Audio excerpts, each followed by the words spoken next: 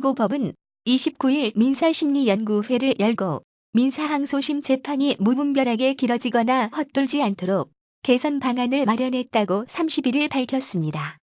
이에 따르면 서울고법은 앞으로 민사사건을 유형별로 차별화해 관리함으로써 심리 방향을 확정합니다. 당사자가 추가로 주장을 제기하지 않고 단순히 1심 판결을 비판하며 항소했을 때는 원칙적으로 한 차례 변론기일로 재판이 끝나게 됩니다.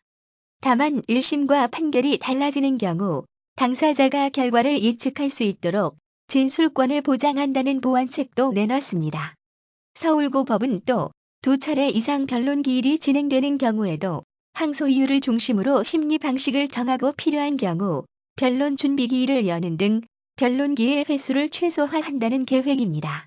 아울러 심리 충실화를 위해 민사사건도 형사사건처럼 최소 한 차례 이상 당사자 대리인이 항소 이유를 법정에서 진술하거나 변론할 기회를 부여할 방침입니다.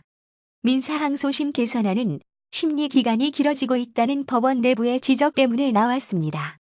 서울고법이 지난해 민사사건 처리 현황 통계를 분석한 결과 접수부터 종고까지 총 283.8일이 소요돼 1심과 큰 차이가 없었습니다.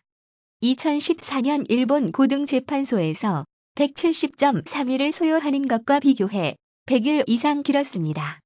민사사건이 한 차례 변론으로 재판이 끝나는 비율은 지난해 서울고법에서 25.9%로 2014년 일본 고등재판소가 78.1%를 기록한 것보다 훨씬 낮았습니다. 장기간 진행되는 재판이 많은 비율을 차지한 것입니다. 서울고법 관계자는 개선안을 도입하면 심리기간을 단축해 신속하게 당사자들의 권리를 구제하고 진술권과 변론권도 폭넓게 보장할 것으로 기대한다고 말했습니다. 아울러 민사심리연구회에는 심상철 원장을 비롯한 민사부 재판장과 판사 총 96명이 참석했는데 심 원장은 서울고법이 전국 고등법원 사건 68%를 담당한다며 민사항소심 심리를 개선해 사법에 대한 국민 신뢰를 높여나가야 한다고 강조했습니다.